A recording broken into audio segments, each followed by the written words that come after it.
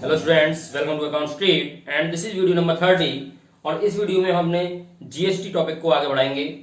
GST क्या होती है, इसका रजिस्ट्रेशन कैसे होता है, जीएसटी कितने टाइप्स की है, ये हम आपसे बात कर चुके थे पिछली वीडियो में। यहां हम देखेंगे कि जीएसटी को किस प्रकार एंट्रियों में, जनरल एंट्रियों में एप्लीकेबल किया जाता है, किस प्रकार जीएसटी लगाई जाती है। तो आइए देखते हैं जीएसटी। जीएसटी में मैंने आपको बताया था जीएसटी 3 टाइप्स की होती है, सीजीएसटी, एसजीएसटी एंड आईजीएसटी।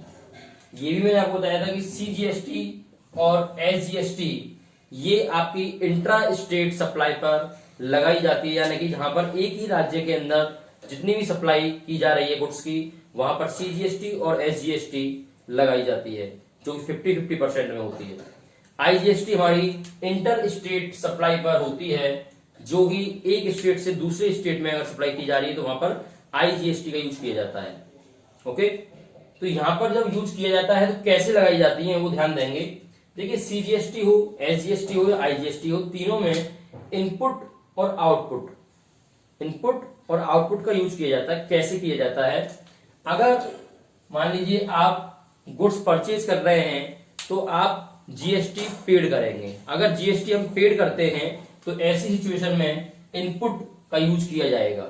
किसका? इनपुट का यूज किया जाएगा। और जीएसटी अगर आप कलेक्ट कर रहे हैं, it means you are a shopkeeper, you are a businessman, अगर आप सोल्ड कर रहे हैं गुड्स को, तो सोल्ड के समय पर जीएसटी आप कलेक्ट करेंगे और वो आपकी जीएसटी क्या कहलाएगी? आउटपुट जीएसटी कहलाएगी। क्या कहलाएगी? Output GST. तो ये तीनों कंडीशनों में होती हैं, यानी कि अगर आप परचेजिंग कर रहे हैं तो इनपुट, और अगर आप सोल्ड कर रहे हैं तो आउटपुट। यानी कि जीएसटी अगर आप दे रहे हैं तो इनपुट का यूज करेंगे, और जीएसटी अगर आप कलेक्ट कर रहे हैं तो आउटपुट का यूज करेंगे। ओके, तो वही सिचुएशन आपके तीनों में है।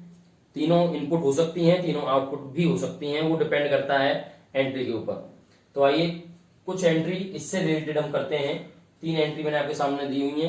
तीनों एंट्रियों को सॉल्व करके एक बार देखते हैं किस प्रकार से जीएसटी कैलकुलेट की जाएगी। तो देखिए, पहली एंट्री पढ़ते हैं। पहली में क्लियर लिखा हुआ है, sold goods to Kishan of Delhi at the list price of 20,000 rupees less 10% trade discount at CGST and SGST 9% each and allowed cash discount 5%. He paid the amount immediately. It means हमने किशन को goods को sold किया है 20,000 rupees का, जिस पर TD है 10% और सीडी है 5%, और सीजीएसटी और एसजीएसटी 9% ईच है। तो इट मींस अगर हम इसको सॉल्व करते हैं तो कैसे करेंगे, देखिए सबसे पहले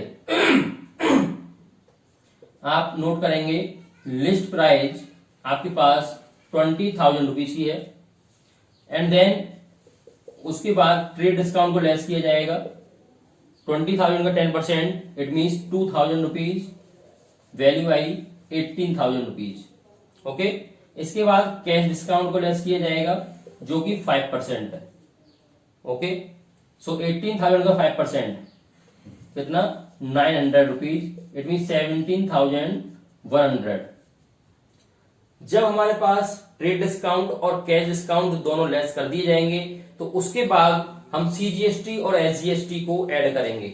यहां पर सीजीएसटी और एसजीएसटी के अलावा सीजीएसटी और एसजीएसटी की जगह पर आईजीएसटी भी हो सकता था। वो डिपेंड करता है हमारी इंटर स्टेट या इंट्रा स्टेट पर। तो ये इंट्रा स्टेट है, तो क्वेश्चन क्लियर कह रहा है कि सीजीएसटी और एसजीएसटी लगाइए, तो इसलिए सीजीएसटी और एसजीएसटी लगेंगी। और अगर ये इंटर स्टेट होती, एक स्टेट से दूसरे स्टेट में सप्लाई की जा रही होती, तो ऐसी सिचुएशन में यहाँ पर हम आईजीएसटी का यूज करते। तो यहाँ पर सीजीएसटी और एसजीएसटी 9% ईच है, so plus CGST 9% and SGST 9%।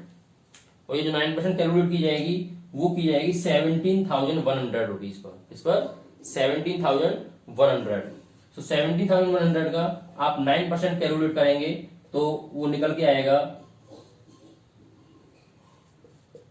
1,539 rupees and 1,539 rupees. और ये हमने टोटल कर दिया इसका कंप्लीटली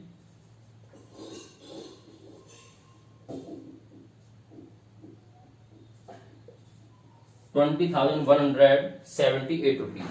तो ये आपकी वर्किंग नोट हो गई। ध्यान रखें, जहां पर आपको ट्रेड डिस्काउंट, कैश डिस्काउंट और जीएसटी गिवन हो तो वहां सबसे पहले आप ट्रेड डिस्काउंट लेस करेंगे and then cash discount less करेंगे, उसके बाद हम जीएसटी को ऐड करेंगे। जीएसटी हमेशा ऐड होती है, ध्यान रखें। तो अब इसकी एंट्री पास करेंगे, देखिए कैसे करते हैं। तो आपने माल बेचा है किसान को, टोटली माल नगद है, क्योंकि वो कह रहा है ही पेड द अमाउंट इमीडिएटली, उसने तुरंत अमाउंट को पेड कर दिया है, इट मींस नगद माल है, उधार नहीं है। तो सीधी एंट्री हम पास करेंगे cash account debit. Okay, discount भी आपने दिया है तो इसलिए discount allowed account debit to sales account. क्योंकि आप यहां पर सेल कर रहे हैं, इट मींस आप जीएसटी कलेक्ट कर रहे हैं, तो इसलिए यहां पर जीएसटी क्या होगी, आउटपुट होगी। जीएसटी क्या होगी, आउटपुट होगी, क्योंकि जब हम जीएसटी कलेक्ट करते हैं तो वो आउटपुट के नाम से जानी जाती है। So to output CGST account and to output SGST account. ये आपकी एंट्री पास होगी। अमाउंट देखिए कैसे लिखेंगे हम कैश, कैश अकाउंट डेबिट आपके पास कितना है, तो कैश में देखेंगे 17,100 रुपीज आपके कैश के हैं, कैश डिस्काउंट काटने के बाद के हैं। तो सेल्स की जो अमाउंट होती है वो हमेशा ट्रेड डिस्काउंट के बाद वाली होती है। तो सबसे पहले सेल्स की अमाउंट आप नोट कर दीजिए, इतना 18,000 रुपीज, इतनी की सेल हुई ट्रेड डिस्काउंट के बाद वाली। आउटपुट सीजीएसटी और एसजीएसटी जो लगाई गई है वो आपकी 1539 एंड 1539। ओके, अब इसके बाद में कैश और डिस्काउंट देखेंगे।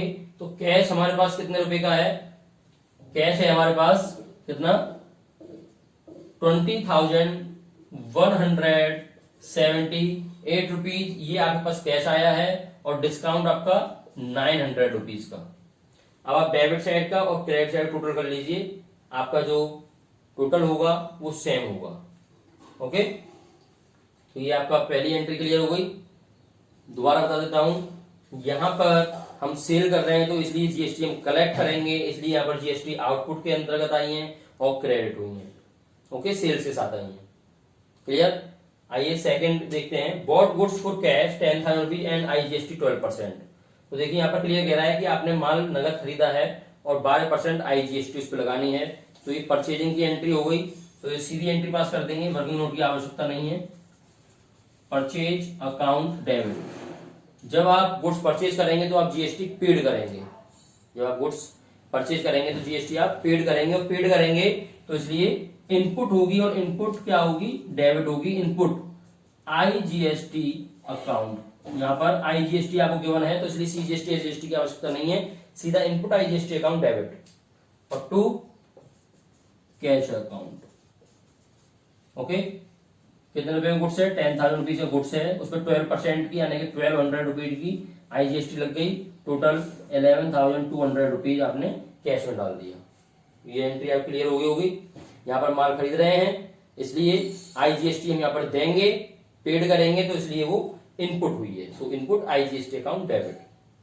Next is goods valued at 2,500 rupees distributed from stock as a sample.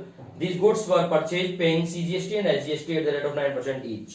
It means हमने 2,500 रुपीज का स्टॉक में से गुड्स को डिस्ट्रीब्यूट किया है एज अ सैंपल, सैंपल के तौर पर हमने गुड्स को बांट दिया है। इट मींस एडवर्टाइजमेंट हो गया।